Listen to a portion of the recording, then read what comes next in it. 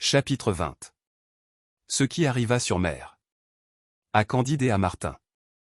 Le vieux savant, qui s'appelait Martin, s'embarqua donc pour Bordeaux. Avec Candide.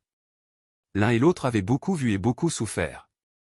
Et quand le vaisseau aurait dû faire voile de Suriname au Japon par le Cap de Bonne-Espérance, ils auraient eu de quoi s'entretenir du mal moral et du mal physique pendant tout le voyage.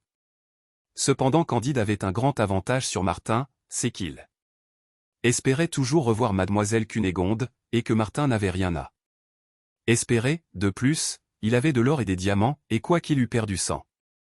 Gros mouton rouge chargé des plus grands trésors de la terre, quoi qu'il eût toujours sur le cœur la friponnerie du patron hollandais, cependant, quand il songeait à ce qui lui restait dans ses poches, et quand il parlait de Cunégonde. Surtout à la fin du repas, il penchait alors pour le système de Pangloss. Mais vous, monsieur Martin, dit-il au savant, que pensez-vous de tout cela? Quelle est votre idée sur le mal moral et le mal physique? Monsieur, répondit Martin, mes prêtres m'ont accusé d'être socinien, mais la vérité du fait est que je suis manichéen. Vous vous moquez de moi, dit Candide. Il n'y a plus de manichéens dans le monde. Il y a moi, dit Martin, je ne sais qu'y faire, mais je ne peux penser autrement. Il faut que vous ayez le diable au corps, dit Candide. Il se mêle si fort des affaires de ce monde, dit Martin, qu'il pourrait bien être dans mon corps, comme partout ailleurs, mais je vous avoue qu'en jetant la vue sur ce globe, ou plutôt sur ce globule, je pense que Dieu l'a abandonné à quelque être malfaisant, Jean. Excepte toujours Eldorado. Je n'ai guère vu de ville qui ne désirât la ruine de la ville voisine, point de famille qui ne voulut exterminer quelque autre famille. Partout les faibles ont en exécration les puissants devant lesquels ils rampent, et les puissants les traitent comme des troupeaux dont on vend la laine et la chair. 1 million d'assassins enrégimentés, courant d'un bout d'eux l'Europe à l'autre, exercent le meurtre et le brigandage avec discipline pour gagner son pain, parce qu'il n'a pas de métier plus honnête, et dans les villes qui paraissent jouir de la paix, et où les arts fleurissent, les hommes sont dévorés de plus d'envie, de soin et d'inquiétude, qu'une ville assiégée n'éprouve de fléau. Les chagrins secrets sont encore plus cruels que les misères publiques.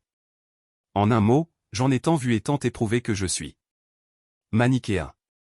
Il y a pourtant du bon, répliquait Candide. Cela peut être, disait Martin, mais je ne le connais pas. Au milieu de cette dispute, on entendit un bruit de canon. Le bruit redouble de moment en moment. Chacun prend sa lunette. On aperçoit deux vaisseaux qui combattaient à la distance d'environ 3000, le vent les amena l'un et l'autre si près du vaisseau français qu'on eut le plaisir de voir le combat tout à son aise. Enfin l'un des deux vaisseaux lâcha. L'autre une bordée si bas et si juste qu'il le coula à fond. Candide et Martin aperçurent distinctement une centaine d'hommes sur le tillac du vaisseau qui s'enfonçait, ils levaient tous les mains au ciel et jetaient des clameurs effroyables, en un moment tout fut englouti. Eh bien, dit Martin, voilà comme les hommes se traitent les uns les autres.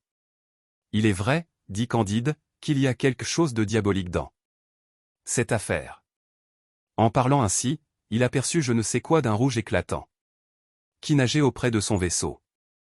On détacha la chaloupe pour voir que ce pouvait être, c'était un de ces moutons. Candide eut plus de joie de retrouver ce mouton, qu'il n'avait été affligé d'en perdre sans tous charger de gros diamants d'Eldorado. Le capitaine français aperçut bientôt que le capitaine du vaisseau submergeant était espagnol, et que celui du vaisseau submergé était un pirate hollandais, c'était celui-là même qui avait volé Candide.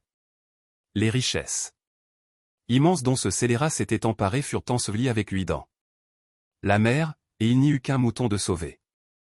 Vous voyez, dit Candide. Martin, que le crime est puni quelquefois, ce coquin de patron hollandais a eu le sort qu'il méritait. Oui, dit Martin, mais fallait-il que les passagers qui étaient sur son vaisseau périssent aussi? Dieu a puni ce fripon, le diable a noyé les autres. Cependant le vaisseau français et l'espagnol continuèrent leur route, et Candide continua ses conversations avec Martin. Ils disputèrent 15 jours de suite, et au bout de 15 jours ils étaient aussi avancés que le premier. Mais enfin ils parlaient, ils se communiquaient des idées, ils se consolaient. Candide caressait son mouton. « Puisque je t'ai retrouvé, dit-il, je pourrais bien retrouver Cunégonde.